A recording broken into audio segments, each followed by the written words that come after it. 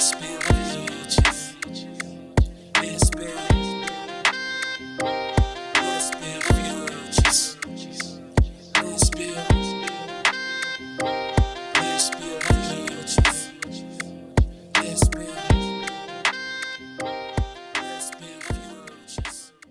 what's up, builders? It's your girl, K. Antoinette the blogger, and you are now listening to the LBF podcast.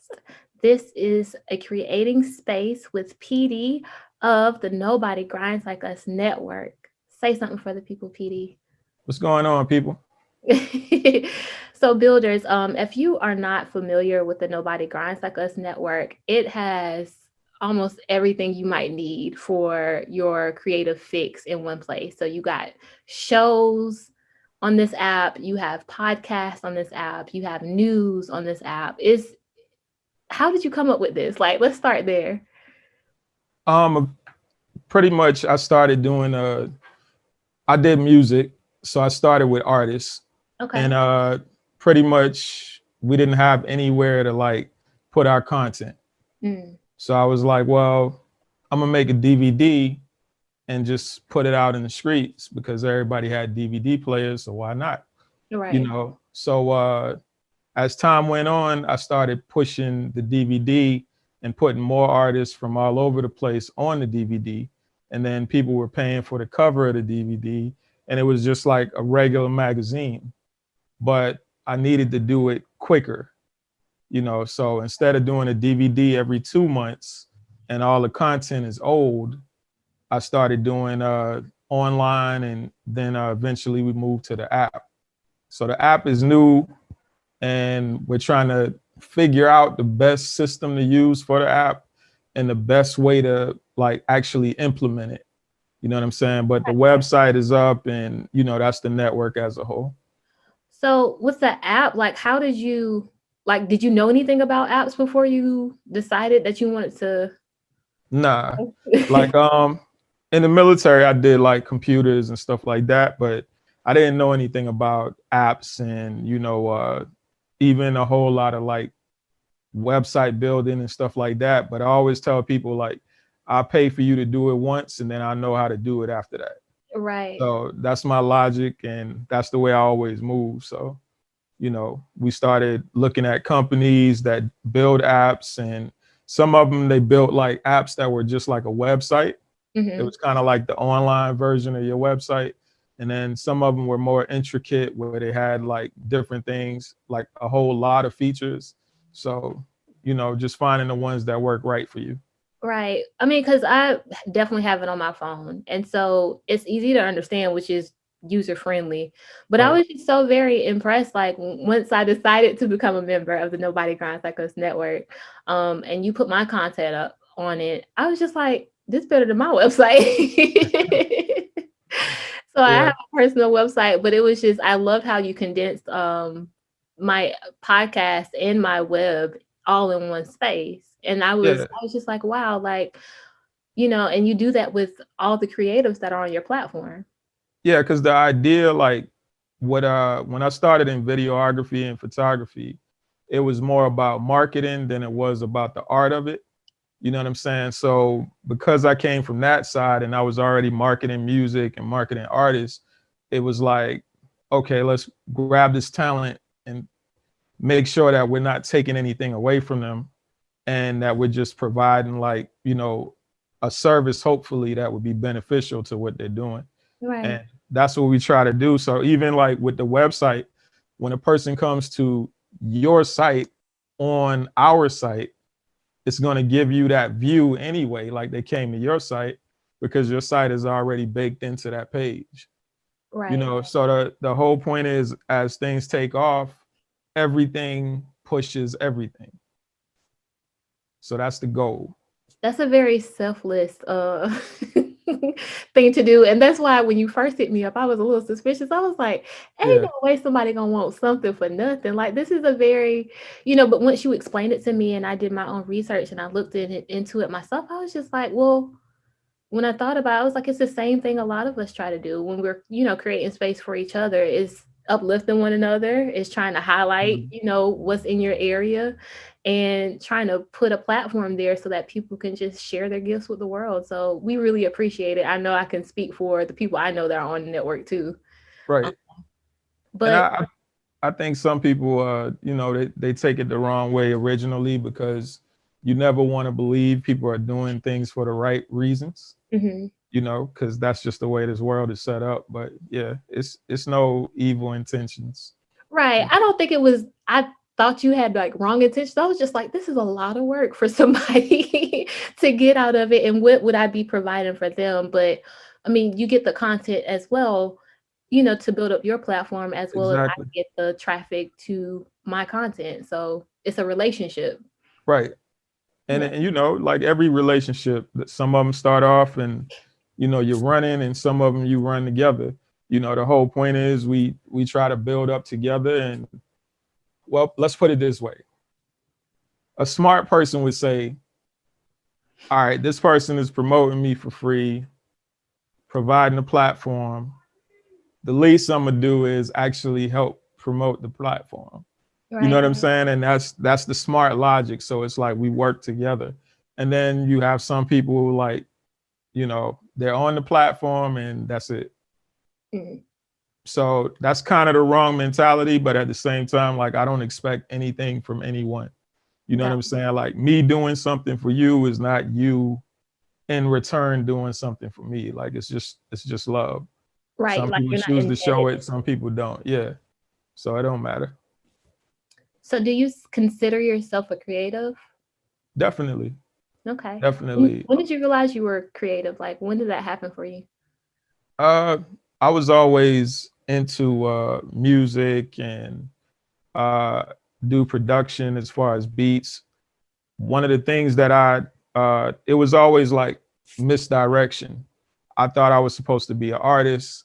I thought I was supposed to be a producer. And then I thought I was supposed to have artists and Mm, produce them. The logic is I was always a storyteller. So being a storyteller, I didn't know which direction I was supposed to go in until I picked up a camera. You right. know what I'm saying? And that was young age when I started writing stories. I was in middle school writing what was stories, but they were raps as well. Okay. So I mean, as far as storytelling goes, like, do you ever think you'll like write a book? I mean, yeah, I'm pretty sure I would. Um, the question is if I ever have the opportunity. You know what I'm saying? Yeah. So what I do is I live my life through video. So eventually, even if I don't tell my story, it's already there for someone else to tell. You know what I'm saying? So that's why I do a lot of vlogging, uh, filming, shows, podcasts. Like, I try to make sure my voice is heard and my perspective is given. You know what I'm saying? Yeah. So So how do you come up with networking when it comes to nobody grinds like us? uh, the biggest thing is I try to lead by example. So, I don't necessarily ask people, hey, ask your friends and talk to them, or if you know this podcast. Like, I don't do that. Like, if you want to send somebody, cool. But as far as it goes with me, I try to lead by example. I step out, I write people, I talk to people.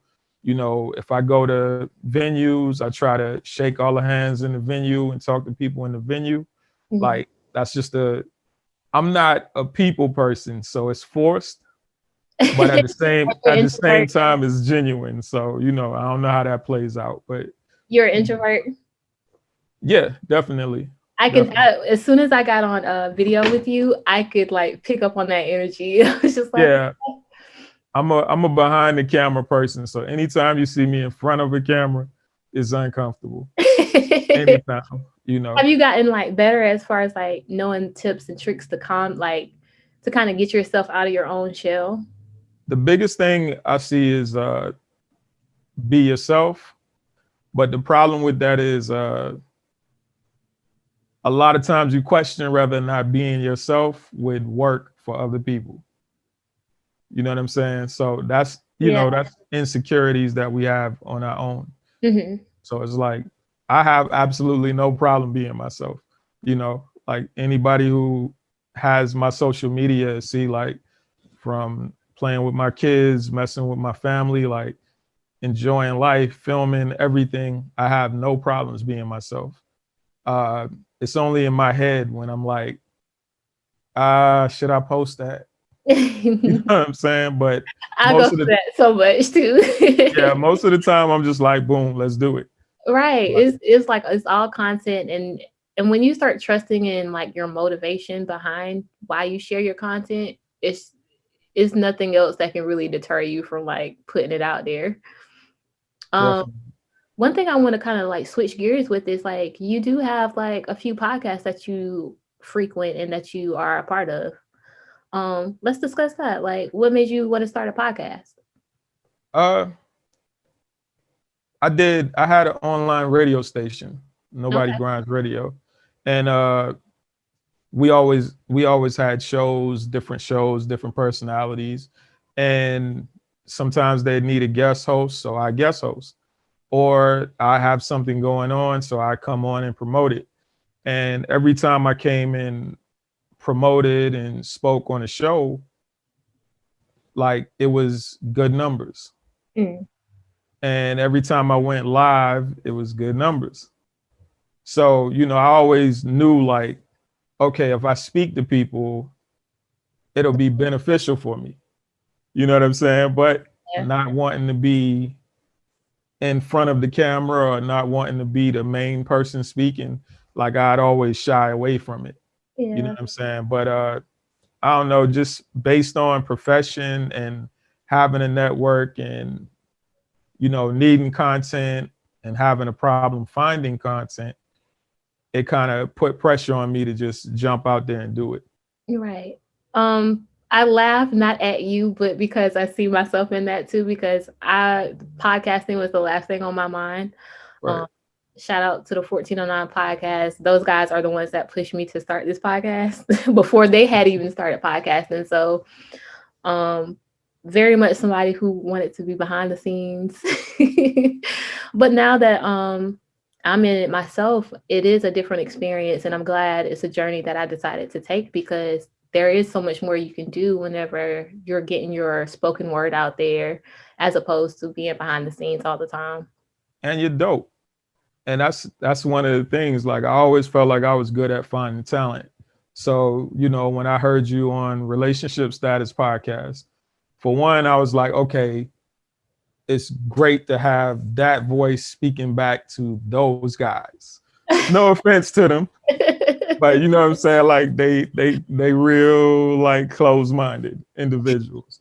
You know what I'm saying? So They play devil's advocate a lot. yeah, they play devil's advocate, but a lot of times they playing devil's advocate with, in my opinion, with a wrong point. You know what I'm saying? Like they remind me of the guys from up north who always say no homo and just have Oh, that logic. Like if I say I'm eating a banana, no homo, like right. really you're eating a banana. How did you sexualize a banana? But anyway, so the whole point is like when I heard you on the show and I heard the voice and the perspective, I was like, yeah, this is a dope person right here. This is a dope personality. And I could see her doing a whole lot. So I'm glad you didn't stay behind the scenes. Oh, You know I what I'm saying? appreciate that. Thank you. Yeah. It's important, man. Like a lot of times we would let certain things, our own mentality, hold us back from doing what we should be doing. You know Hmm. what I'm saying? And that's the reality. Like this is something you should be doing, like honestly. Yeah, and I've said it before, but it's like when I first clicked on that mic and I started speaking, it felt like it was something I was supposed to be doing. So even before we started recording, you were telling me that I need to do video. Yeah. um and I said I was going to ask you on air, like, why do you feel like I should do video, or why do you feel like podcasts or those who are behind the scenes should capture, live footage? Well, 80% of media that people consume is video. Mhm. You know what I'm saying? So that's the whole point. Like video is the driving factor. Even when you look at the music business, Why did they shoot videos? They never made money from videos. It was just an expense. But the point of it was, I want you to know what you're supposed to do with this song. Yeah. And in order for you to know that, I need you to see somebody doing it. You know what I'm saying? And that's the same thing with the podcast. Like, I need you to recognize this personality. I need you to see who she is. See, like, just be able to visualize that mentality. It's not radio. You know what I'm saying? Like, even radio is video now. Yeah. And that's the point. Like, when you can see something, then you can find familiarities. Yeah. And just based on those familiarities, it makes you want to listen more. You know what And I'm I saying? think that's why I'm shying away from it, because it does invite your audience in on a deeper level, and it Yeah. makes you more vulnerable because you're visual, right? So they can see the facial expressions, but that's also what makes it beautiful. And I do think Yeah. I'll take that step pretty soon. But what you said is so real.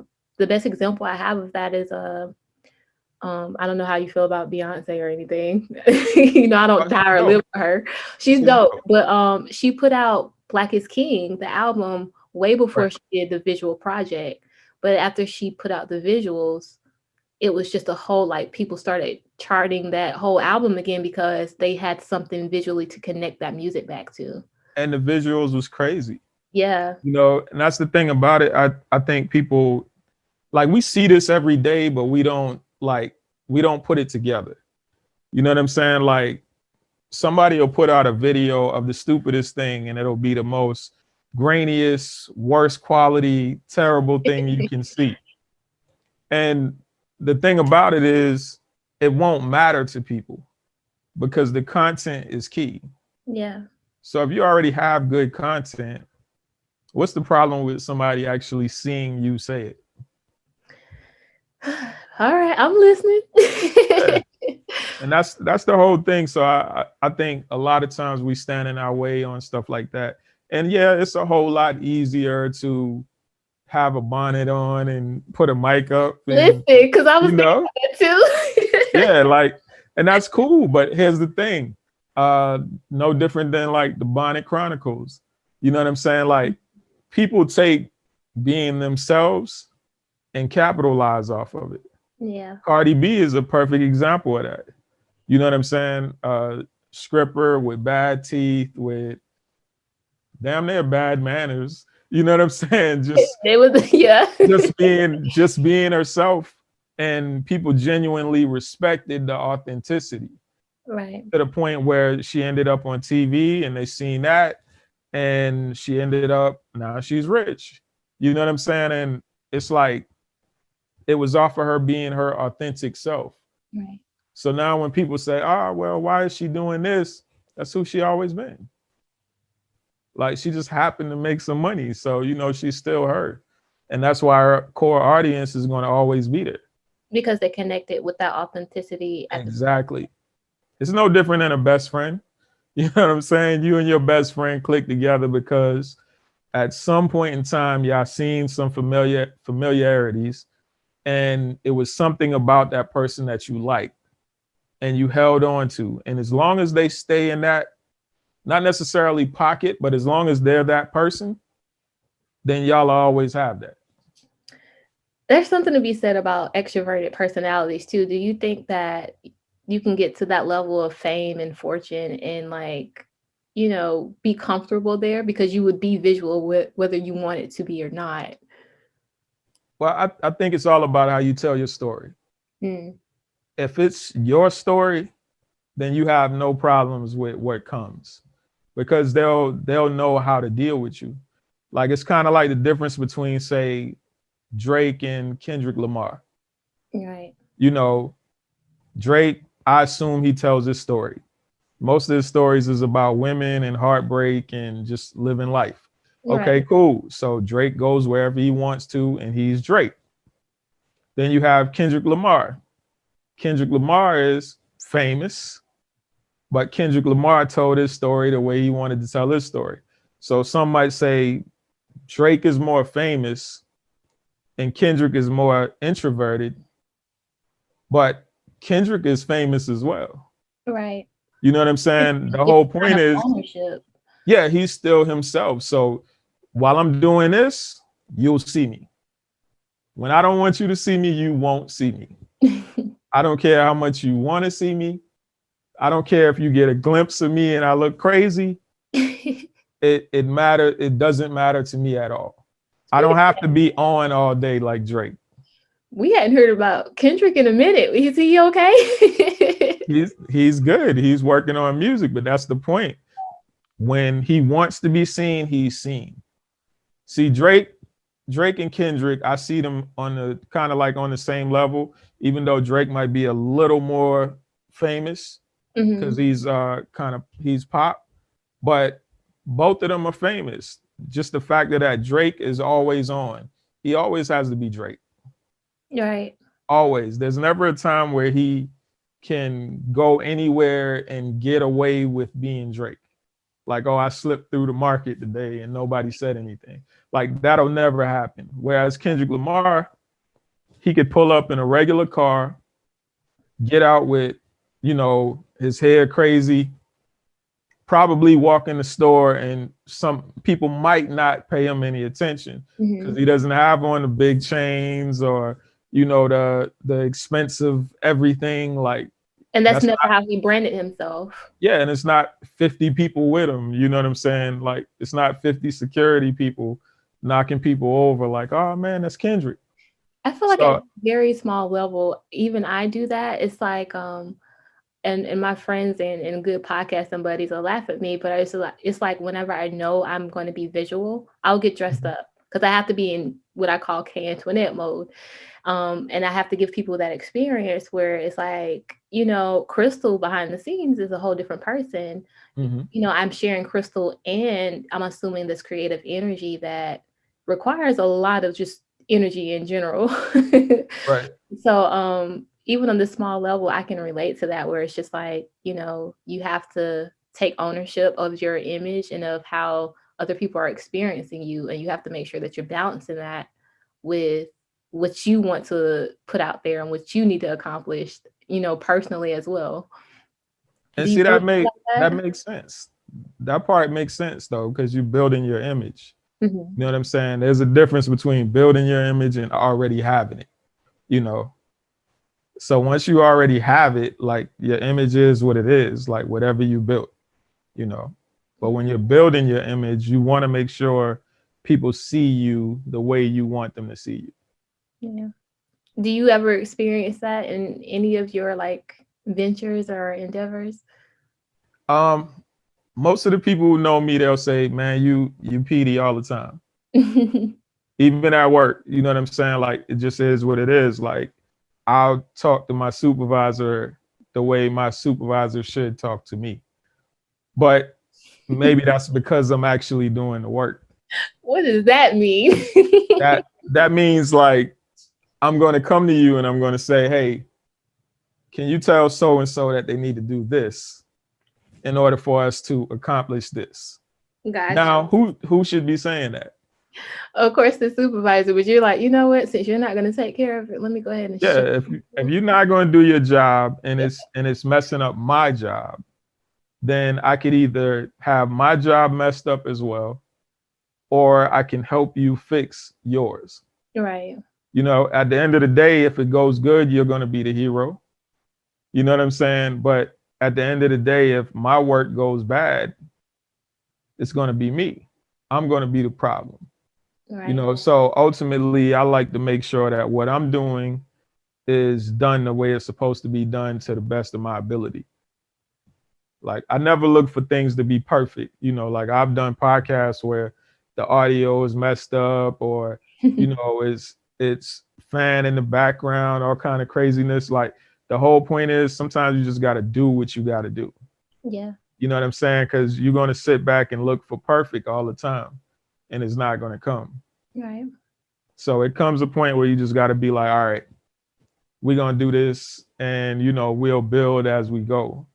And the people who riding with us, they're going to ride with us. Yeah, that build as we go is real. And when I listen back, even sometimes I have like, recent episodes where I'm just like, the audio could have been better, or I should try this.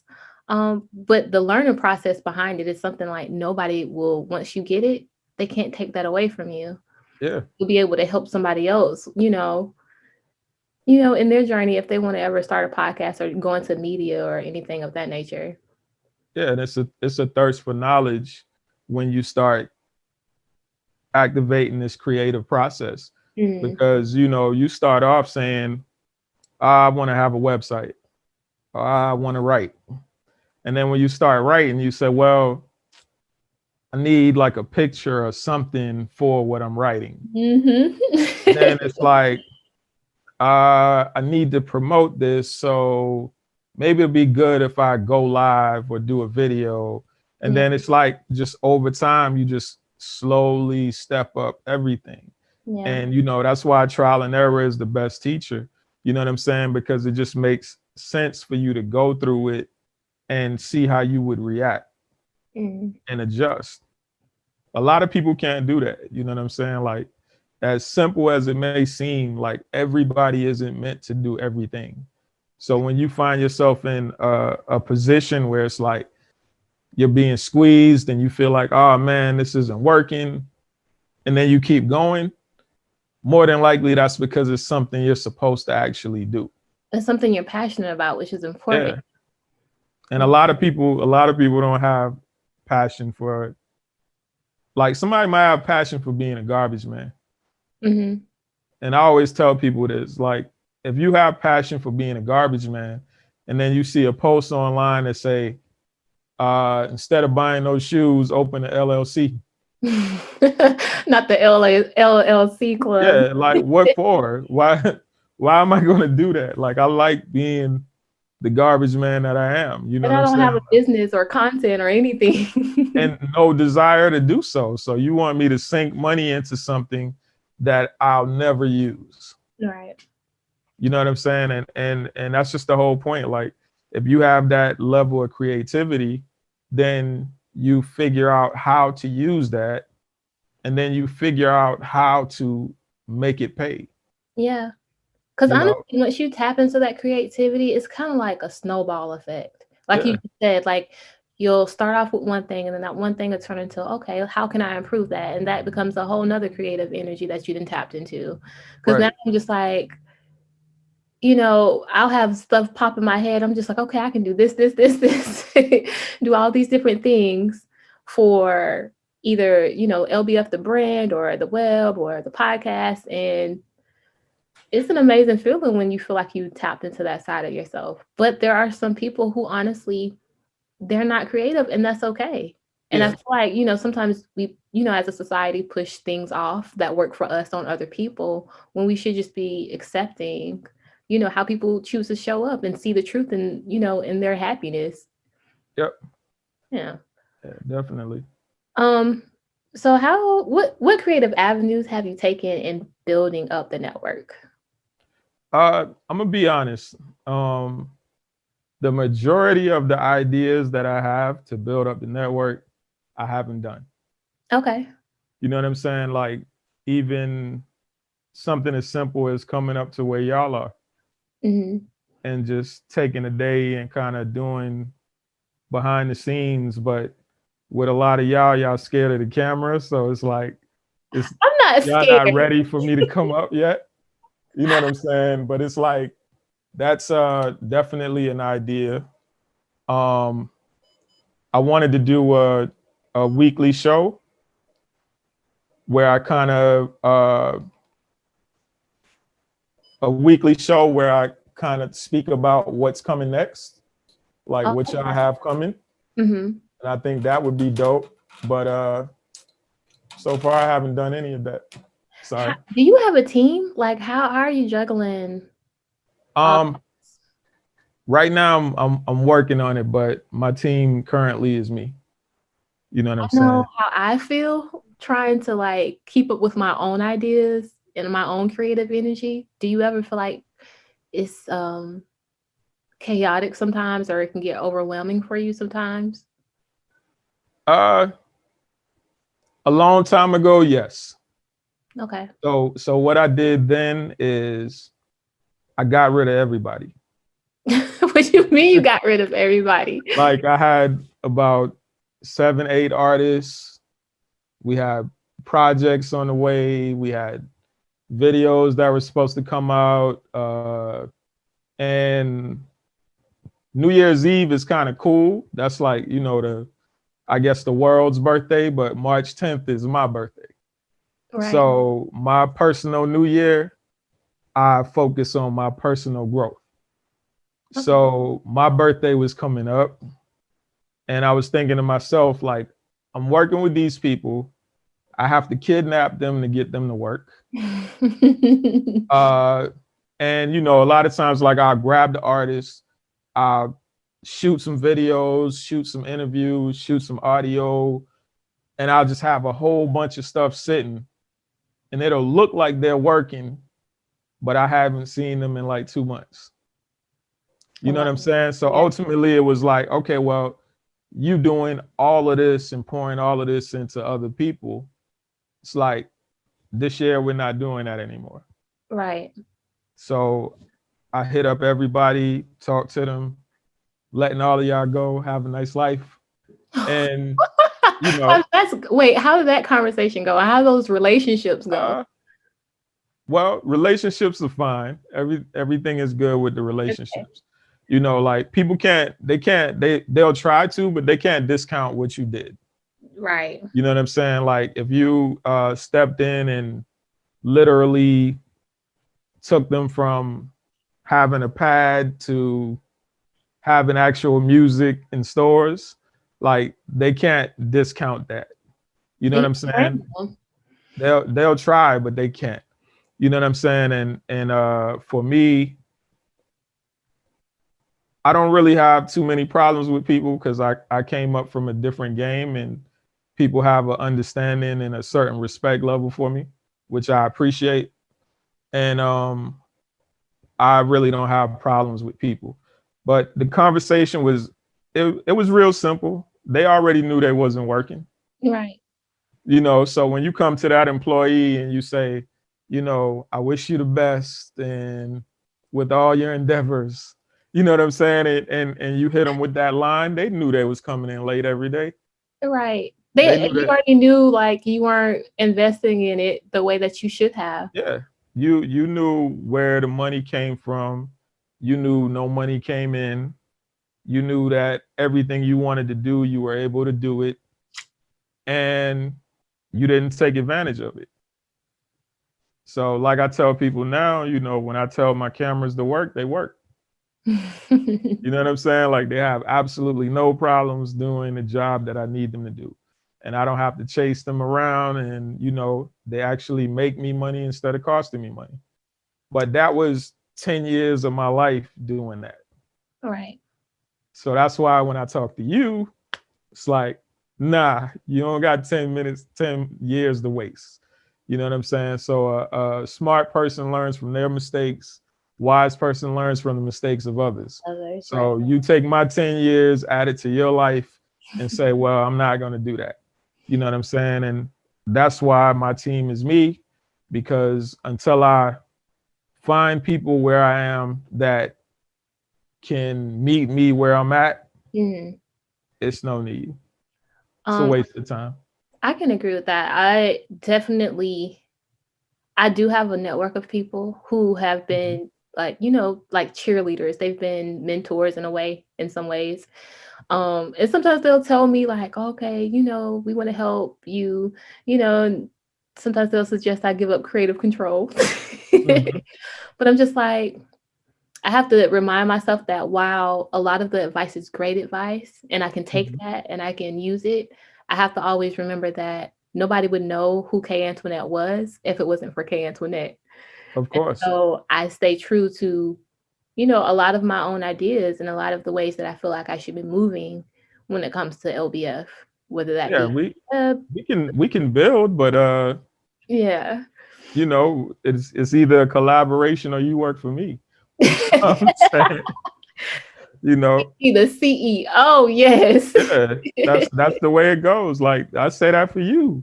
Like I see everything that you do and what you put into it, like plain and simple. Like if they're not coming to you with a partnership, or to work with you. You know what I'm saying? Like, nah, it's not happening. Right. And I would never give up creative control. Right. No, that's your what does Joe Budden say? Your IP. You know what I'm saying? Like that's yours. That's something that nobody can take from you. You know, once you start dealing with people and they start putting all kind of crazy words and contracts, and next thing you know, you got to call yourself something else. You can't I even wish use your somebody name. might try to do it. The funny thing is, the more successful you become, the more likely it is for people to play with you certain ways. Right. You know, And I do think because I've been in the same I'm still in the industry that you discussed that you were in, the military. And I think that in a lot of ways has helped me to be watchful with a lot of my Mhm. things and be able to speak up for myself. And then in some ways that I feel like, especially as a woman in podcasting and as a woman who does it solo, is, something I haven't really seen before. But it helps me to kind of say, all right, I don't have to try to jump at the first opportunity, Right. that's out there, because I already have something great and I built it myself. So let me make sure that the people who are coming into my space wanting to collab or wanting to, build with me, that they actually have the tools to build with me, and that they actually have the, intentions to help me become better as I help feed their brand as well. Yeah, if you was here, I'd be like, yo, we're gonna go do this shoot today. Or I can drive now. we but that's the point. Like, I'm telling you this for a reason. You know what I'm saying? Like, I'd be like, all right, we're gonna go shoot this commercial over here. You know what I'm saying? Like, or you'll hit me and I'll say, let's do it. Plain and simple. Like, that's what it is. That's what being a part of the network is. Right. Uh it's new to me to have people far away that I can't touch. I'm used to being able to just walk into a show Mm. while they're filming and, catch behind the scenes and stuff like that, and just be able to help promote them. You know what I'm saying? Opposed to just grabbing something online. And, that's where y'all kind of bother me without having video footage, because I know the benefits of it. You know what I'm saying? Like, Yeah. even just what you have right now that you have on Zoom, like, I know the benefits of that footage. Yeah. I think sometimes I can get in my own head too, because I'm just like, if I do this video, I want this video to be fire. Yeah. And so because I'm still learning the whole technical portion of it, I'm just like, until I feel like I learn what I need to make it worthwhile for my audience, then I don't want to just half-ass it and put just the Zoom visuals out there. Yeah. The funny thing about it is, uh this is history. What we're going through right now is history. All of this Zoom and, Mm, video conferencing and all of that stuff, like, it's a part of history. right. So the question is, do you still have that video? Is that hard drive going to live forever? Or do you want people to be able to pull up footage from 10 years ago when you first started and the pandemic was going on and you were still hustling and still grinding and still doing your thing? Or do you want it to just be your voice? You better put this in perspective for me. Yeah. So that's the whole thing. Like, I remember I used to always take pictures of my family. Mhm. And I have two grown sons. One is 18, one is 24. And I have three little ones that's in the house from, middle school, 8th grade on down. So the two older kids, I would always take pictures of them. I wouldn't be in any of their pictures. Mm, So guess what? I don't have a lot of pictures with them. right. So as a result, I started vlogging and filming everything. And guess what? Now I'm in a lot of vlogs and a lot of pictures. And at the end of the day, when whether I'm here or not, my grandkids will be able to say, I know my granddad, Right. solely based off video. solely based off the fact that they get to see me talk and actually see my mannerisms, uh, see that I do certain things that they do that they don't know why they do it. You know what I'm saying? Like that stuff, it means a lot. And that's why I say you don't worry about perfect. Like perfect never comes. Even if you got $1 million budget and you have all the employees, all the best employees in the world at their craft, it's never going to be perfect to you. Because One that's thing you. I can say is your passion for videography is definitely shining through. Yeah. Yeah. Listen, I'm a storyteller. So like for example, like when I see your posts, like and you put together your shoots, like you telling a story. But I don't see a time lapse for it. I don't see how I did this video. You know what I'm saying? You want to see how I do stuff? Of course, I want to see how you did it, and that's the point. Like my daughter is a YouTube fanatic. She posts videos on YouTube, and she gets pretty good views. And she does little edits of anime and those different things that she's into. How she learned it, I don't know. From But the her point, daddy. she didn't even learn it from me. She learned it from watching people that inspire her. Got it. So you got to think about all the people who you inspire who don't even know that you're somebody that looks like them that's inspiring them. Yeah. You know what I'm saying? So at the end of the day, like the reason why I started putting myself in front of the camera is because you can't tell Black men that they have to treat their queen like a queen and don't show them an example. Yeah. You can't say, Black men, you got to be in the house, but then you're not in the house. And you can't say, Black men, you got to raise your kids and teach them and all of these different things and don't show them you actually doing that. It's different from watching a television show where these people have an infinite amount of money. It's cool to be a great dad when you got all the money in the world. Right.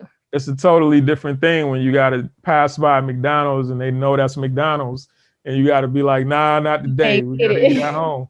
You got food at home. Like it's a difference. And that's what most people, that's the lifestyle that majority of people live.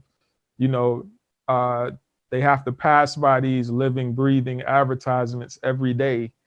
And if you have kids, you have to be able to limit their consumption of certain things. And that's just real life. So, you want to be able to show them great images. Like, for example, like your first episode. That's something that I might want my daughter to hear. You know what I'm saying? Like your podcast might be something that I would gift to her to say, I want you to check this out. Some of those episodes. Like, listen, fathers are stupid. You know what I'm saying? Like, you want your child to have zero experiences, but then 20 years ago, you wanted somebody else's daughter to have all those experiences. And I can listen, you're speaking. Yeah, so my view is my wife would say, don't have sex until you're mentally ready. Mm-hmm. Not meaning, oh, I'm 16, I'm old enough. Nah, so you're mentally ready. When you understand all the totality. Yeah. So if you can't have sex today and tomorrow never hear from that person again and be fine, you probably shouldn't have sex with them. Right. If you can't take off your clothes and feel comfortable sexually with the way you look, you probably shouldn't be sexting anyone. Mm. You know what I'm saying? Like it's a difference between a person who sends something out and then it leaks to the world and they're like, so I don't care. It's out there now. Like it's me. I look good.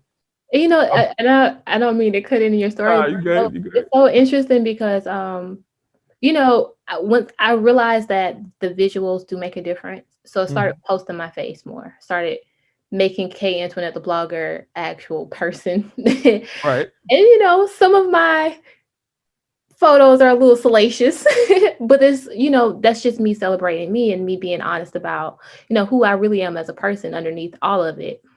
And I do have some people, or have had some people, that were just like, well, you need to be careful about what you post online. And that's Mhm. one of the things I told them, is like, I'm not putting anything out that I would be embarrassed about, or that I would feel ashamed of if someone else got their hands on it. And Yeah. so when you approach it like that, it's like, again, with that ownership, it's like I have ownership over my image. I have Right. ownership over my words.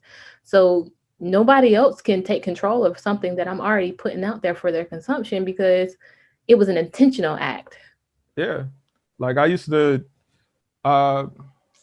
I used to tell my wife all the time. We lived in a complex where they had a pool, and she'd go to the pool with the kids and she'd have on her bathing suit. And I'd Mhm. be like, all right, now you walking around here in a bathing suit, like that's no different than bra and panties. Mm.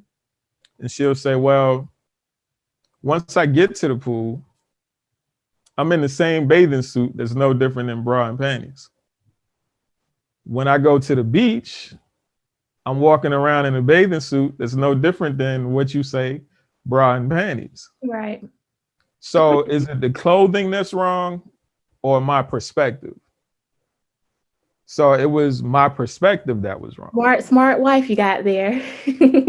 Definitely, I might give her more credit than she deserved, but nah. But yeah. So that's the whole logic. Like, and that's another thing. Like, we kind of raised each other. You know what I'm saying? Because That's beautiful. she's a people person, and she's the type of person that's outgoing, social butterfly, and I'm an introvert.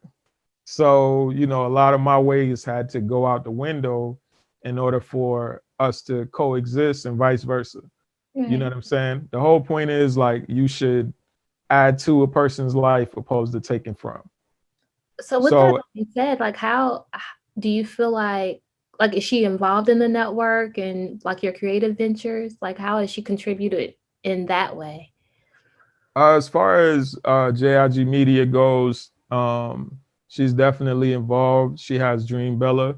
Mm. She's a makeup artist and a creative designer. So a lot of times she does creative designs for the shoots, and she's a co-host on Drinks and Discussion. Right. So she does her own podcast. But other than that, whatever help I need, she's always there, and vice versa. When she has things going on, I'm always there helping her with her campaigns and anything that's going on. So That's it's always the whole theme around here is about collaborating and working together. right. And expressing your creativity without shame. Yeah, definitely. And every aspect, everything that you want to do, like, don't I can't judge you. Even in the sense of doing the wrong things, I still won't judge you. Right. You know what I'm saying? Like, uh, I did a whole lot of things out in these streets that I shouldn't have done. So when my son comes to me and he's doing a lot of things he shouldn't be doing, like, my logic, if that's what he's going to do, I can only tell him to be the best at it that he's going to be. Right. And that might seem crazy to somebody, but if somebody is hell bent on being a drug dealer, Be the best drug dealer. it's the Be El Chapo. fight fighting it is not going to work. If I can fight you all day, but at the end of the day, you're an adult. Mhm. So what you choose to do is going to be on you. And if you're a kid, you're going to fight it until you're an adult. So certain things I might as well, as terrible as it sounds, certain things I might as well, let you touch that fire. Because Like some I things said, self-correct when it's smart and something that, wise. yeah.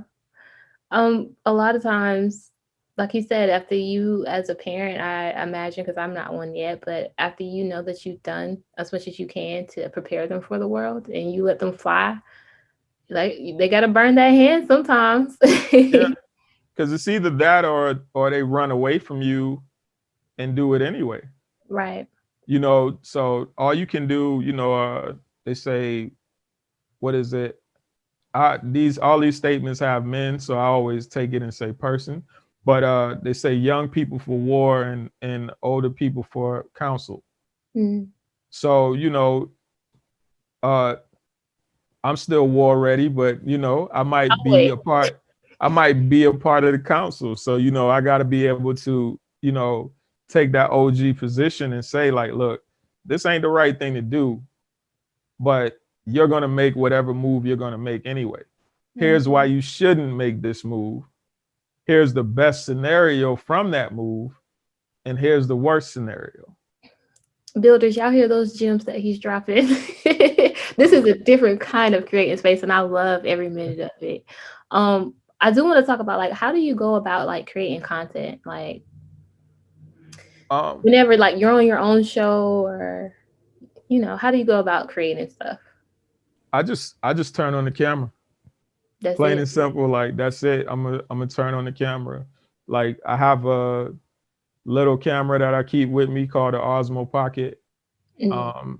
Any creator out there, check that out, including you. Um, and pretty much it's a 4K camera on a gimbal, and I carry that with me everywhere. So I might be talking trash to my wife in the car, I turn it on. You know what I'm saying? I might be washing my car, I turn it on. Like the whole point is like from a creative standpoint, when you really dig into that bag, you start to realize that everything It's that you do in life is a part of that creative process. mm-hmm. Especially when you talk about podcasting, because podcasting isn't visual. So, it's audio, you got to be able to paint a picture.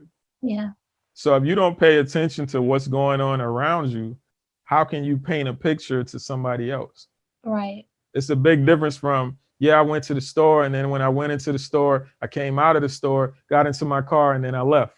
It's the details that matter. Yeah, so you got to be able to paint that picture. And that's the reason why some of the biggest podcasts is crime story podcasts, Oh yeah. because it's so intricate in the details. It's almost like your mind can create the visuals. You Right. just need the ideas inputted. So when somebody is telling you like it was a rainy night, it was dark outside, you could hear the tire screeching as they rolled up, like all of that stuff, you're visualizing it. Right. It's just like audiobooks. This is just like I Yeah. love audiobooks. I love listening to all kinds of podcasts. But it's really interesting. Like I started realizing I'm like, people ask, they'll be like, how do you come up with your topics? And I'm just like, I talk to people. I'm not a Mhm. big talker, or I'll listen to people, or, I'll see something and I understand that that can be a conversation. And now it's gotten to the point where even the people that's in my circle will be having a genuine conversation and I'm not really in creative mode. And they'll be Mhm. like, oh my God, I wish you had the mic on. I'm like, Yeah. because they even understand at this point that, at least for LBF podcast, that's what we do. We have the actual conversation. And Right. I love that because everything is content, you know? Yeah. Just like you said, every conversation turns into, because this could very well just be a telephone conversation, Hmm. you know, and that's just the whole point. Like, I feel like an interview is cool. Like, you send me some questions, cool. You know what I'm saying? But those questions are only gonna go but so far, because I've already answered those questions other places. Right. So it's not about the questions, it's about the person asking it and the Hmm. person who's answering it. You know what I'm saying? Did you eat today? Yes. What did you eat? You see what I'm saying? Like, Right. if everything went that way, like, you only got to do one show. And I already thought about it. I mean, because I did you the same way I do everybody. I send an outline because it's just Mhm. the easy way for me to make sure I'm at least hitting the high points I want to hit. But I already knew. I was just like, all right, he just did an interview on the 1409 podcast that I listened to. A lot of the stuff that I would want to ask you already answered. So how I was like, I'm gonna have to go off of the actual conversation with you to see Hmm. how we can make this different. And I think it's going well because, we've hit on some things that, I hadn't heard you say before. Granted, it's our first time talking, Right. face to face or virtually. Um, but I think that's important for any podcaster to understand that not be so strict on yourself when it comes to especially interviews because you have to go off the other person anyway. Yeah. And it's about understanding, like, for one, this is the first conversation we ever had. You'd be a fool to think that I was just going to talk and answer some questions and that be it, and not say that I'm a fan and not say what I've seen or what I've learned from watching what you do. And like, that's not gonna happen. You know Right. what I'm Well, for saying? you, So that's not true for you. yeah. Because I've had other interviews where it is, they're new to it and we're having the conversation and they may have never even listened to the podcast. And that's Yeah. perfectly fine with me because now that I'm doing creative space, I'm doing a lot of artists and I'm trying to highlight the creatives that are in this area as well. So, I try to understand that you might not know anything about me, but I'm gonna at least try to do my research to know that who's on the other side of this microphone. Right. And Yeah. that's important. But that's the whole thing. Like, I'm a fan, so even when I hit you about like, I think you were a guest the first time I ever even wrote you. I said, you were great on the show. And you was probably like, who this cat? Like, he ain't on the show. You know what I'm saying? But that's the way I view things. Like, I view it like I'm a part of it. You know Yeah. what I'm saying? So whether they see it that way or not, like, that's the way I view it. So if it's a dope show and it's a part of the network, I'm like, I'm gonna hit that guest if I know the contact and I like them on the show, and I'm gonna say they were great. That's a And part of your networking too. say that again. That's a part of your networking too. Yeah, of course. So like, once, and then you came on. I think you came on again, and then again, Oh, and they, then they have me up there. yeah, and then I started listening to your show, and then I was like, I read your I went on your site first, and after I read I think it was your blog. I don't remember the exact title, the first one. Um, what was it? What's your The first? very first one, Yeah, what's the you title might of your have to shame me because I don't even know what my very first blog post was. Okay. I think it was something about basically it was just about you personally. I think your situation might have been a breakup. I don't know. I don't remember what it was. But that took me to the podcast, and then I listened to the podcast and I was like, okay, cool. So I started from your first podcast and kept going. So, like, yeah, like, I like finding things that I can be a fan of. Right. I don't like listening to a podcast and being like, that was cool. Yeah. Like, I want to actually be a fan of it and actually be looking for you to post the next week. And like, that's my motive. You know what I'm saying? So this conversation was going to be, for me, based on that. You know what I'm saying? Yeah. And I Based on me. appreciate it. So, um, what makes Nobody Grinds Like Us unique?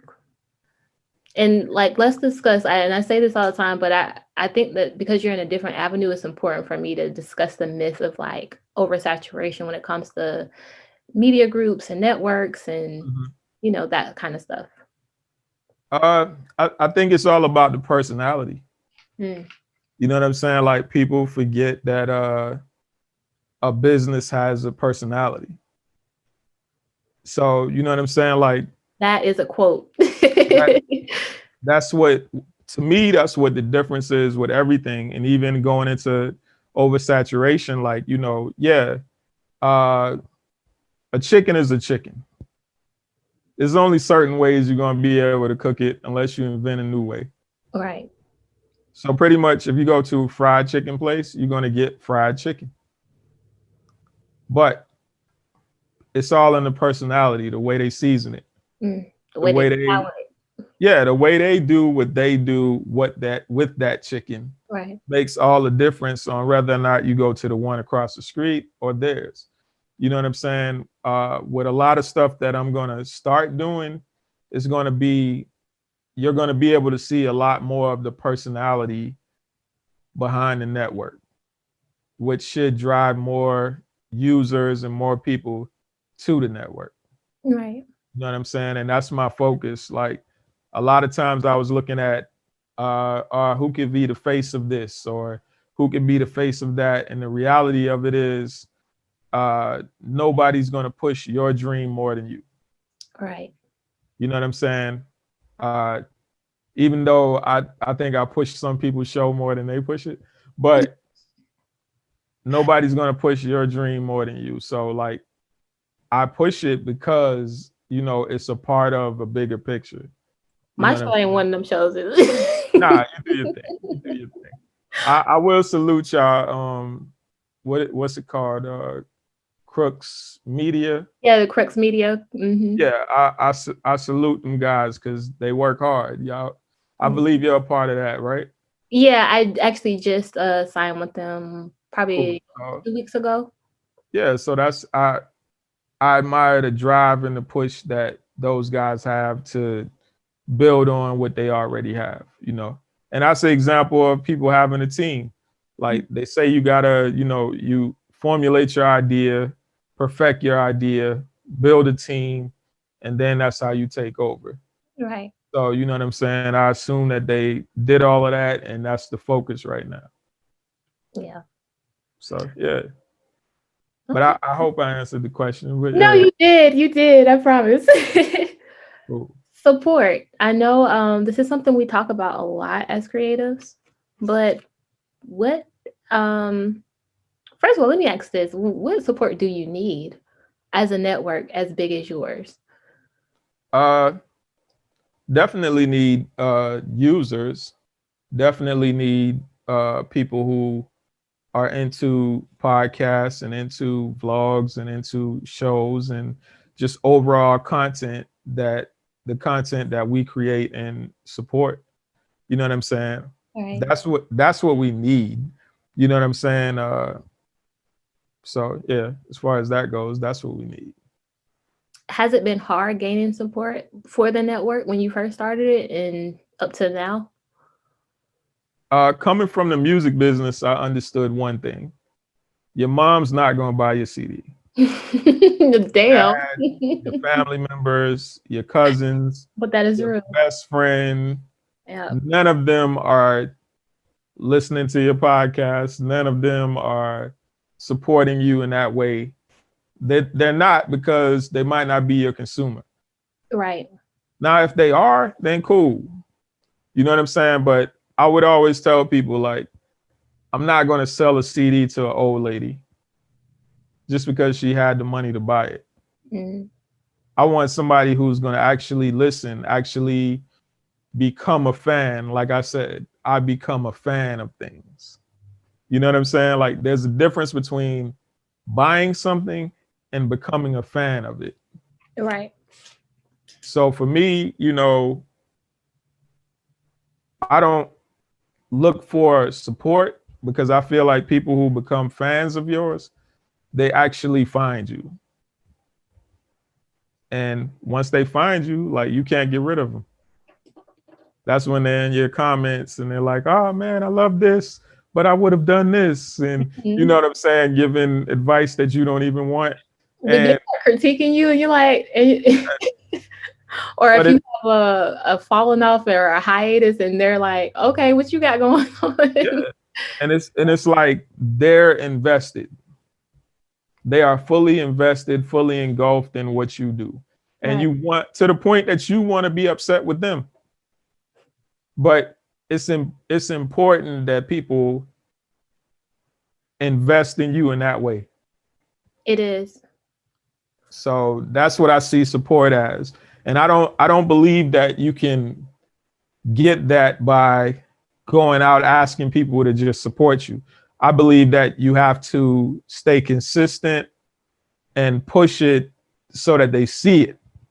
Right. You see it and then you genuinely gravitate to it. If you love it, you're going to stay there. Right.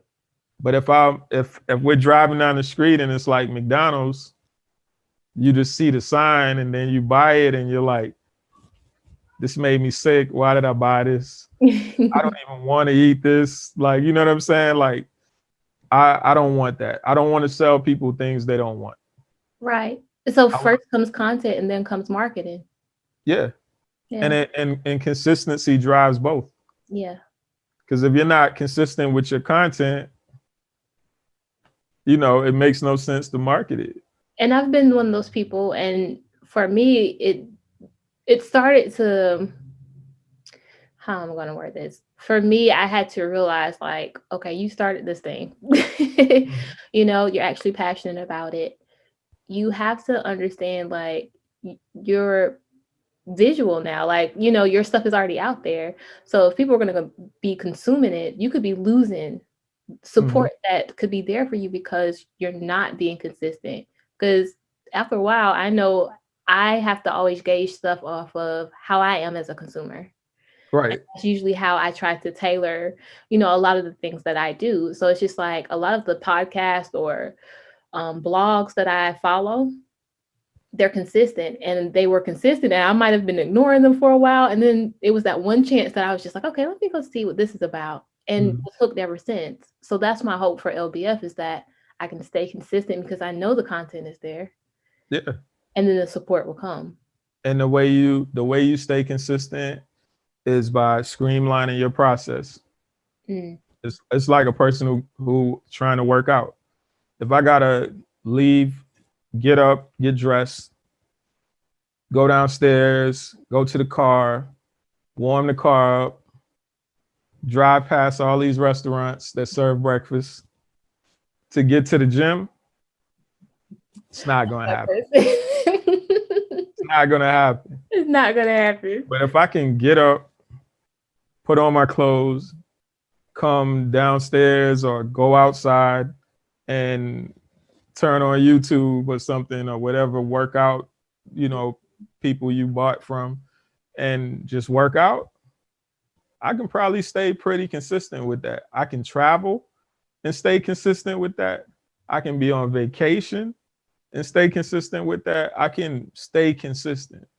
And that's the thing. Like, so it's not a knock to gyms because some people have that level of discipline. Right. Just for me, I don't. You know what I'm saying? Like, And you have you to know, know yourself. yeah, exactly. You And have that's to the know thing. yourself. Once you find a system that works for you, uh, level for you to create consistently, you know what I'm saying? Then you stick to that. And that's why I say, like, I'm always creating. Why do I own an Osmo Pocket? Because it's a little camera that is about that size. You're Y'all gonna can't see you're gonna this. make me look this up for real. This is the camera. That's how small it is? Yeah, like it literally fits in your pocket. Like it's Wow. almost like three big pencils. You know what I'm saying? But it's literally that small, and the quality is literally that great to the point where any party you're at, any mall you're walking through, uh, any artist you happen to run into, you know what I'm saying? Like And that any, was well, because I do events too, and I'm always just like, oh God, I didn't capture this moment. I forgot to yeah. do this. Yeah. Listen, I did a time lapse while we've been doing this interview. So I did a time lapse where it just went from this side to the screen, all while we sitting here, while I'm filming, while I'm recording, while you're recording. You know what I'm saying? Like there's a whole lot going on just in this one little corner right here. You know what I'm saying? But that's how you create. You know Right. what I'm saying? Like that's the way it works. And you just find that process for yourself and then you stay consistent in that way. And then once you have something that's actually there and it's tangible, then that's when you start marketing. Hey, listen to this. Hey, watch this. Hey, check me out. You know what I'm saying? And then it might seem like nobody's paying you attention. Oh, they are. And I Nobody's learned that a attention. while ago. It's like people might not say anything to you until months down the line after you've done something.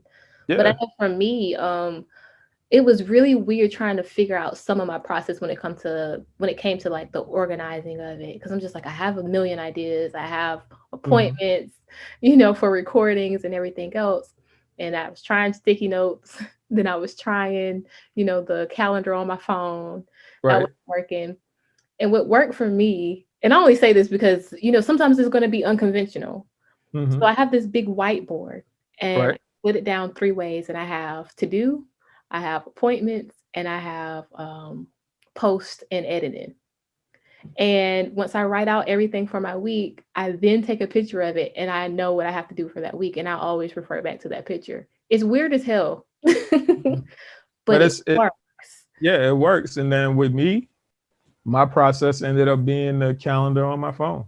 Mm, Like 6 o'clock, I was literally leaving out of a art store because we're doing a Valentine's shoot tomorrow. okay. And uh, my calendar is linked with my wife's phone as well as mine. So she was like, "You got an interview at 7?" And I was like, "Yeah, yeah, I do got an interview at 7." And Right. then I was like, "What time is it now?" She was like, 6. It's like, "All right, cool." Went to Chick-fil-A and then headed home. But without that setup to say 1 hour, one day, 30 minutes, it's not happening.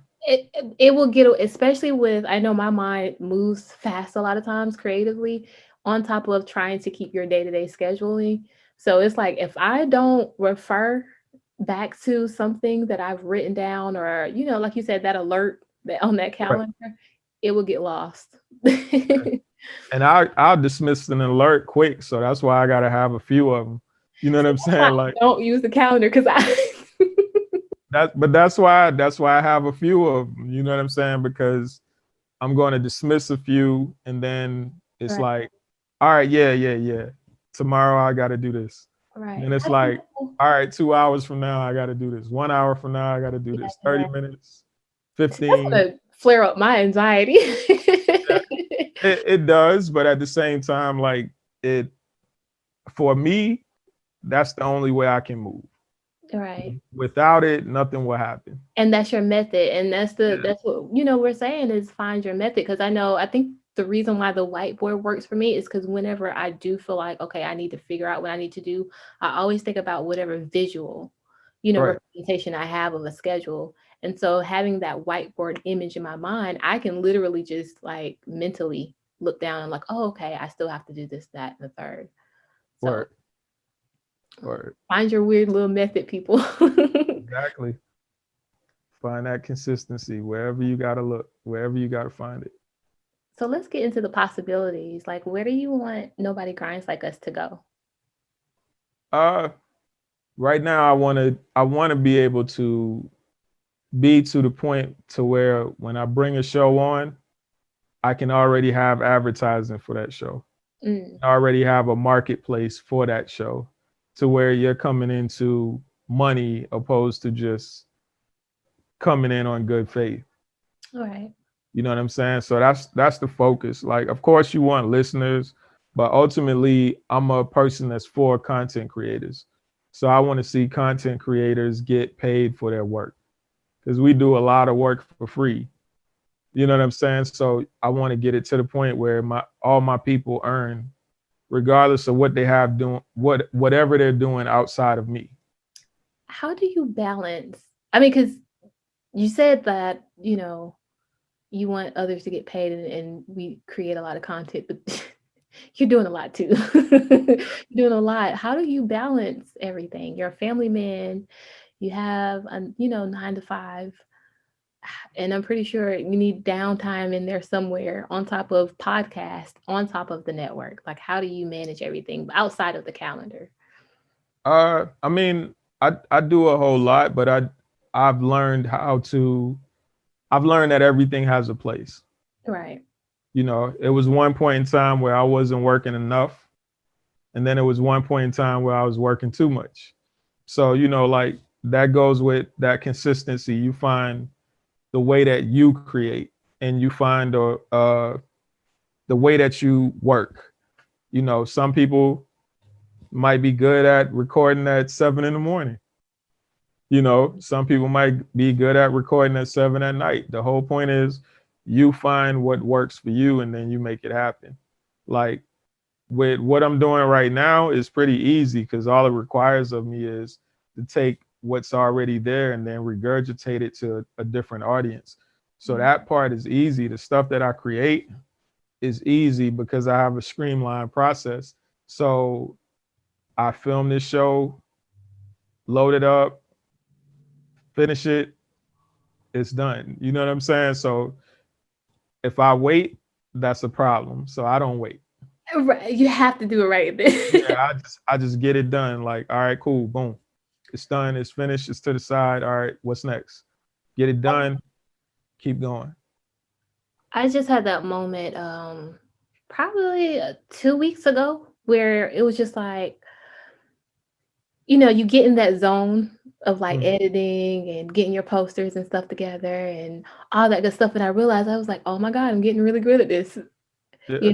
I know exactly how long it's going to take me. I know this is not going to really take me that long to do a lot of this stuff. I can, be multitasking while I'm doing some of this stuff. And it gets to that point where once you find that process and you just keep perfecting it, it becomes a part of your natural daily routine or weekly routine. And that's what everything is a part of its own little system. Yeah. So learning how to create, learning how to manage your time when you're creating. Mhm. You know what I'm saying? Learning how to bring people to your creation. That's probably the hardest part. You know what I'm saying? And then once, because it's a consistency thing. You Yeah. know, like it's easy to get people to your first show.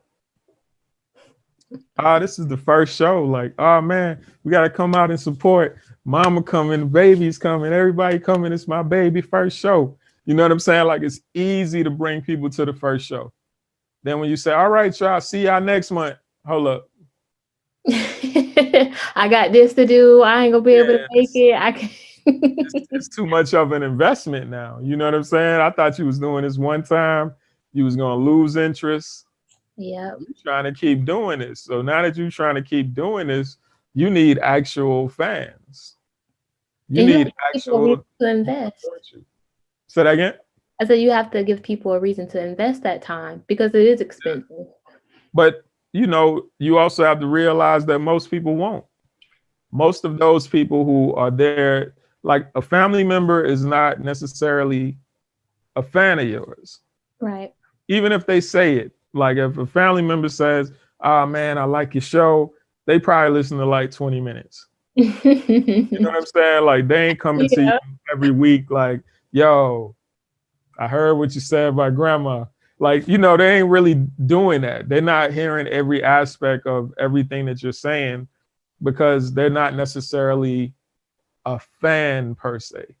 Yeah. Like that's what I always hated. Like you go to a show and it'll be a show full of artists and no fans. Someone else just told me that. It was just like, you got all these artists and they bring, one or two people who might be supporting them, Right. but you get up and it's like you have no support in the audience because everybody has their own agenda. Yeah. And they're not even a lot of the people that's coming are not even fans of music. Like Right. if you ask them, do they own like a DSP like Spotify or Title? They probably don't. If you ask them the last time they bought a CD, they probably don't buy CDs. Right. So you're bringing in people who don't even support music to try to get them to support musicians. So That's the, that's a word. yeah, so the majority of people in there are artists looking for support. They're not necessarily in there to give support. They're looking for it. Did that discourage you from creating music? Not at all, because you know that because you have an example. A lot of times, like with certain things, you don't have examples of it working. Mm. But with music, you have an example of it working, and everybody's story in all levels of creativity starts off with them losing. That's the way it starts. Like I Underdog. had to do this for free. I think Joe Budden them on like their 400 episodes. They're in like 400 now. Is But that they your did. favorite podcast? Uh, One of them. by default, my wife's podcast is my favorite You better say it. because that's the one I produced too. So like that's one of my favorite. And I'd probably say Joe Budden podcast, and I listen to the Breakfast Club as a podcast. Right. You know, to me, it's better as a podcast because you don't have to hear the music or the commercials. Yeah. You know what I'm saying? But yeah, and but I listen to a lot of podcasts. Like I'm literally like a podcast fan. Like That's how I feel. I drive at work, so I don't really have to talk to a lot of people. Mm. So pretty much this one, like podcasts are on my schedule. Like if I'm coming to work tonight, I gotta listen to this, this, and this. Because you know what time they post. And I tell people all the time, and they think it's crazy because some people just aren't podcast people. But I'm just like, I can go all day without turning my TV on Yeah. because I'm listening to the podcast in the car. And if I didn't finish that podcast in the car, then I'm probably going to be listening to it when I get home and I'm cleaning up and I'm getting myself together. And Yep. then, once that show ends, then I'm probably going to be looking at the other show that I probably didn't catch. Maybe they have another episode out. So it's like sometimes, and some weeks I can go without turning my TV on because I'm just listening to shows. And most of those people aren't watching those shows anyway. You know what I'm saying? Like it's watching them.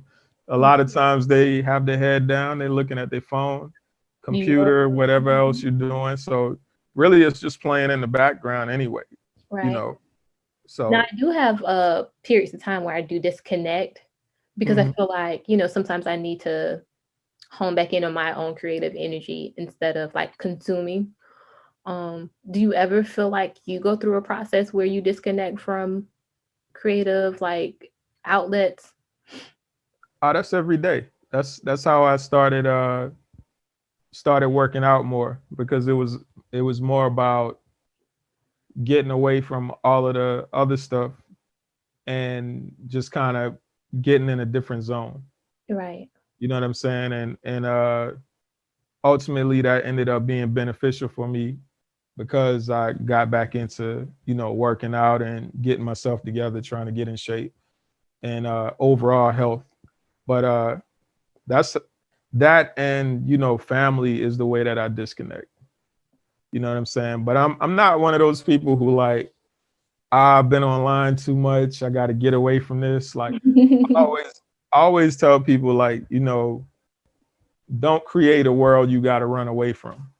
Right. So a lot of times we'll, especially like in the Trump era, you would have friends that have differing opinions and now you're arguing and you're going back and forth and it's all kind of nonsense. And it's like, if you always find yourself going back and forth and just having conversations worth nothing, like you need to purge your friends list or purge your social media. That's simple. That's simple. Yeah, And there's always this thing, and I don't fault anybody for going on their, social media cleanse. But for me, I'm just right. like my and I told someone this recently. I was like, I use social media as a tool. Hmm. To me, is business related. And I also consume some things from it because it's also going to be content related for me. Yeah. So I'm not on social media every day. I just know what purpose I use it for. And I think a lot of people don't. They don't know what purpose they use social media for other than escapism. I'm just like, Yeah. if that's your form of consumption, then, maybe you do need to take some breaks sometimes. And some people are just consumers. Right. I think that was the problem with artistry. The problem with the music industry is we made people feel bad about being fans. Mm, You just a fan. You know what I'm saying? right. And so now you made people feel bad about being fans. So what happened? A lot of them started converting and trying to be artists. Everybody wants to be famous now. Yeah, but they're terrible at it. So some people are just meant to be Yeah. consumers. Yeah. You know what I'm saying? And some people are meant to like, what are you going to do in a world that doesn't have janitors? Mm. You know what I'm saying? So if you make all the janitors feel bad about being janitors, even though this might have been the greatest janitor to ever do it, you know what I'm saying? Like, it sounds strange for that stat to exist, but it's the truth.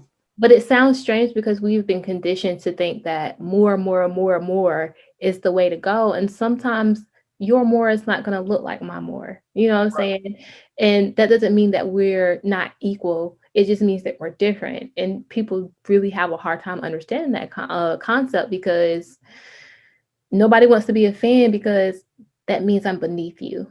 That means that I have to look up to you as someone, that has something that I can't obtain myself. Where it's just like, no, maybe you just appreciate the way that I create. Yeah, and That's it's right back to that bathing suit analogy because it's all in your mindset. mm, Like, no, I'm not beneath you. I'm the person who pays you. right. Where would you be without me? And where would I be without you? It's a relationship. Yeah, so like, it's important that the person on top doesn't forget that, and it's important that the person, quote unquote, at the bottom doesn't forget that. Mm. Like, if you came to this concert, to this city, and nobody bought a ticket, would you still perform? I ask No. that question all the time on creating space, and I get interesting answers. Well, when you're a new artist, you're used to not having support. Right. But that's why I say, for an established artist that has a fan base, if you come to a city and nobody bought tickets and nobody's there, more than likely you're gonna cancel that show because of low ticket sales. Right. You're not even gonna show up. So that tells you, like, if these people don't consume what you create, you're not even gonna create it. Because you're doing it for the wrong reasons. Yeah. You know what I'm saying? Whereas if you humble yourself and you actually create for the purpose of connecting, Hmm. you never have to worry about people not connecting. Or knowing the purpose of why you create, because sometimes I do believe it could be just expression, and then you learn that other people want to consume it. I talk about this too, is where, when I was doing my blog, I realized that it was hard to get support from the people closest to me. And I Mhm. started focusing more on the lack of support than I did on just expressing myself how I was already doing it. Right, And once I realized that it was okay for me to have strangers that were, in my comments or in my DMs and that were appreciative of it, as opposed to focusing on who didn't, then it was right, just like, okay, I can get back to focusing on the content and actually focusing on the audience and worrying about how I can perfect what I'm already doing. right. Because the minute you start looking at other people and looking for outside validation, that's when you start losing. That's Because when you start being like everyone else. yeah, and you stop paying attention to what you're actually supposed to be doing. Mhm. Definitely. Um, One of the last questions. Let's discuss the financial, mental, and emotional aspects of you having a network, um, and you creating in your own way as a videographer and producer of shows, Mhm. Um, or wherever you want. I mean, mentally, it's like what they say, when you're doing what you love, you never work a day in your life. Mm, So, telling stories, creating content, linking people to other people's stories, that's what I love to do. So yeah. that part is easy from a mental standpoint. From a financial standpoint, that's where consistency comes in. Like, I'm gonna consistently have to pay this bill. You know Mm, what I'm saying? That allows me to create this platform. right. I'm going to consistently have to do all the things that I do financially to keep things running in order to even attempt to see a dollar come back from what I'm trying to do. A lot of people get stuck in that one because it's Yeah. just like it is a lot of investment. It is like you said, some of the stuff is not just the one time you buy it. Sometimes you gotta have a subscription. Sometimes you got to buy a product, well, monthly or yearly, and that's going to help you continue to get your content out there to the masses. And you have to be prepared for that and Yeah, financially stable enough. you got to dedicate yourself to what you're doing. Yeah. Plain and simple. And that's what I did. Like I dedicated myself to the process and creating and just becoming a better person and righting wrongs and being an example and all of that great stuff that people say. You know what I'm saying? Like, and all of that for the purpose of just being able to do what I love doing. Because if I waited for somebody to give it to me, it would never happen. Right.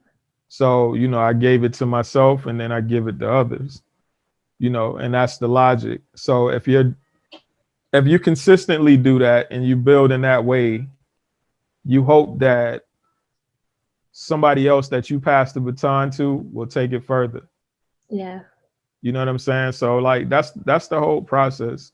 Like, and I used to tell people that even with music, like maybe I didn't make it in music so that you could, and that's just the whole point. A wise person and a smart person.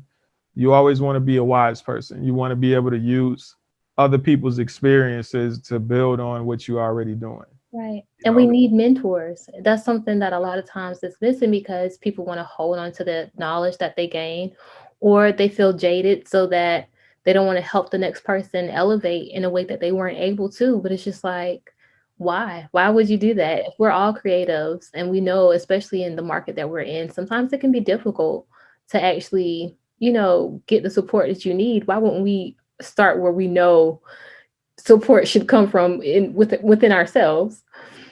Yeah, a lot of times with those types of people, they're a lot of times we put the wrong people in positions.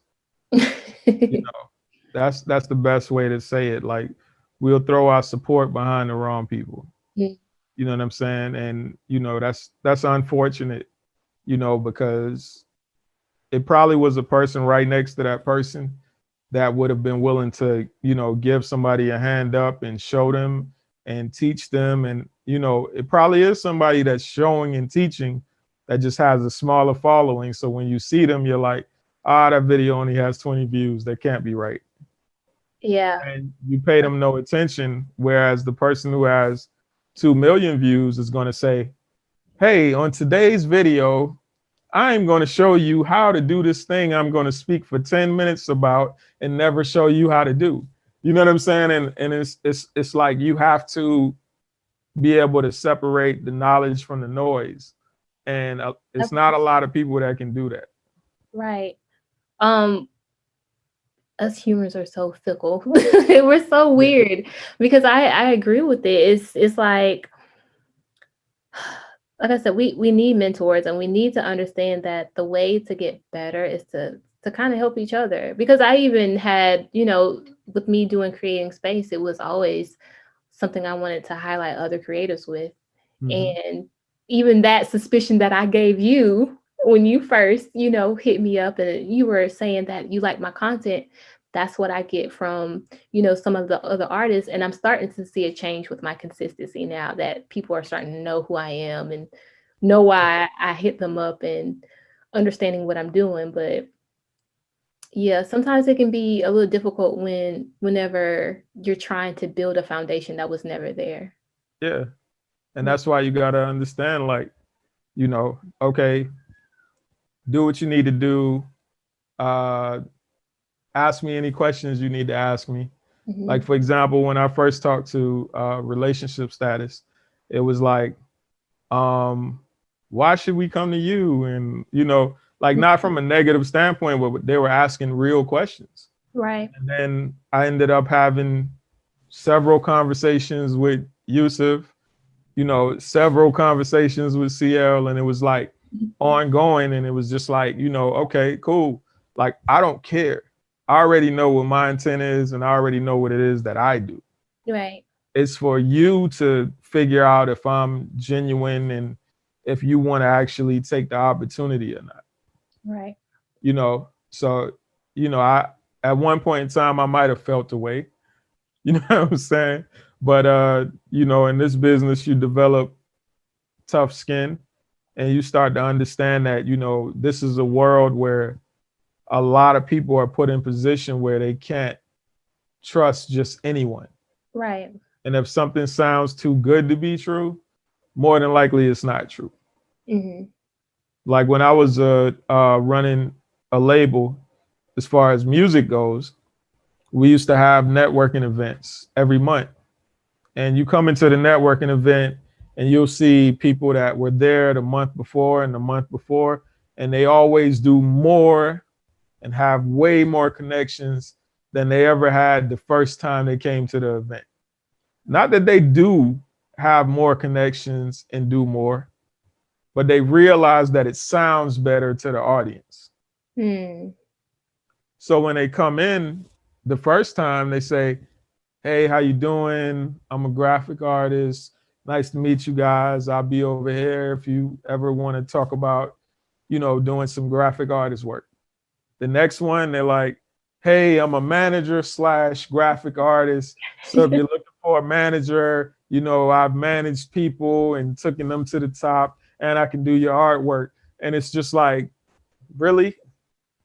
So now when I come in and I say, okay, I run JIG Music Group, JIG Films, Nobody Grinds, videography, photography, artwork, et cetera, et cetera, et cetera. Thinking it's not possible. They start looking at me the way they look at that person because they already talked to that person. And they realize that this person isn't even a graphic artist. Mm. So you're just coming in here lying every time you come in trying to get more people. That's those alarms I told you about. Oh, Trying you're to get good. trying to get more people to come and talk to you. You're telling them lies about what you do. So then when a person comes in and they're honest, it's like, nah, you don't do that. Right. You sound just like the other person. It sounds too good to be true. So how do you So navigate that? I guess that would be the emotional piece of this as well. Like, how do you navigate? Sometimes it can be frustrating. And that's perfectly, I think sometimes we have to admit that that's perfectly fine and normal because you do have something that you're trying to help other people with. And sometimes we can be sensitive about our creations. Like that's just the nature of it. It was the reason why Erica Badu said it, the way she said it. But yeah, how do you definitely. navigate those emotions when dealing with the rough spots of doing, all that you do? Well, the question is, why are you offering me help? Are you offering me help because you want to give me help? Or are you offering me help because it can help you? Mm, See, if you're offering me help because it's going to help me, then you'll allow me the opportunity to actually investigate and see if it will help me. right. If you're offering me help because you're trying to help yourself, like meaning just because you might ultimately help yourself, but if your intent is just to help yourself and not necessarily help me, then your mindset is going to be wrong anyway. Right. The nerve of you to tell me no. You know what I'm saying? Because it's about you. It's not about the content. It's not about the talent. It's not about helping anyone. It's simply about you feeding your ego. Mm, And the minute that you don't hear the answer that you're used to hearing, it's the end of the world for you. right. So, you know, obviously you weren't doing that for me. You was doing that for you. And I don't want to work with a person like that anyway. Right. Because it can't, something else, you can't build any kind of networking and relationships with that. Yeah, you all about yourself. You know what I'm saying? So my thing is I'm going to tell you who I am, tell you what I'm about, tell you what I'm offering, and tell you why I'm offering it. And then offer help because you definitely did that too. And I'm gonna be genuine about it. That's Yeah. the thing about networking. Like when you network, you should always offer something first. You know what I'm saying? Because when you offer something first, you take that person's guard down a little bit to be able to see what your intentions are.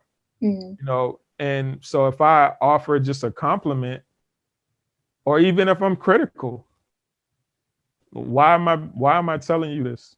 Right. I could have just said, yo, you can fix your audio by doing this in my head and kept it moving. Mm. But instead, I said something to you that could potentially better what you're trying to do. You can either be mad at me, Or you or can you accept help. actually acknowledge that somebody cared enough about what you do to offer some information. Right. Now, it's one thing if I just say, oh, that's whack. Where's the information in that? You're not telling me anything. Why is it whack? Oh, that's boring. Why is it boring? But you know what? That's what makes it unique. That's what makes you unique, because not everybody's going to be like that. That's just not how people approach, things in the world. But we need people like you who reach out and say, you know what, I can look at this and I can see the value in it, even though it's not the greatest thing right now, and not write it off, but I can offer my knowledge and my wisdom to help make it better. Yeah, and that's the personality and nobody grinds. That's Plain it. and simple. Look, that was so perfect to Yeah. like segue into your information. Go ahead and plug it for the builders and let them know where they can find you and all your great accolades. Okay, cool. All social medias is at PD, the CEO. And you can find me at www.nobodygrinds.us.com. Yes. And you can also download the app. Because once you follow him, like if you have issues following directions sometimes, like I do, you can go to the Instagram page, and you can click on the link, and the link will prompt you to download the app. And it doesn't matter whether you have like an Apple iPhone or if you have like a Google, you can do it on both. And you will find so much there. It's so easy for you to understand. Literally, it works just like any other app. You click in it and you'll be on the homepage. On the homepage, you have about six different tabs. And in those different tabs, you have shows, you have podcasts, news, movies, and films is up there. It's a lot. Yeah, you have everything. So and guys, it's a great resource. So if you are into podcasts, if you are into creative ventures, if you just into like black art and Right, black creation, go check it out. You won't be disappointed. right. Um, any advice you would give, someone starting out on any creative venture? Because you do, I don't know how to narrow that down. So I'll just say any creative. I would just say, be true to yourself. Because if you're true to yourself, you don't have to worry about anybody discounting what you do. Mm, Your story will be your story as long as you're telling your story. So mm. don't take my story and try to pretend like it's yours, because it won't work out for you. But if you tell your story, it'll benefit you for the rest of your life. I like that. And builders, you know where you can follow me. I'm your host, K Antoinette the blogger, and you can follow me on Instagram at K Antoinette underscore the blogger. You can also follow the Let's Build Futures page at Let's underscore build underscore futures, and visit let'sbuildfutures.com. Um, More content to come, and I appreciate you, PD, for giving me a great creating space. I think this is probably one of my top three now. Appreciate it. Thank you for having me. Of course. Until next time, you guys, I'll see you next week. Bye.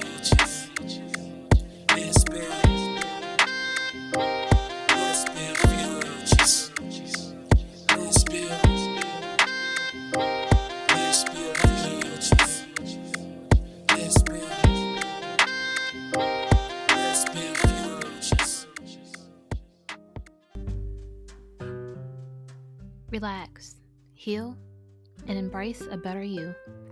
Spa Danny offers quality yet affordable massages customized just for you. Let Danny create a space for you to hit the pause button. Who doesn't need that at the start of 2021? Why not start today? You can call or text at 843-687-2079. That's 843-687-2079. You can also message her on her business page at SpaDanny_ on Instagram, or follow her on Facebook at SpaDanny LLC. You can also book online at SpaDannyExperience.com. That's SpaDannyExperience.com. Treat yourself, be good to yourself, and let 2021 be a whole vibe.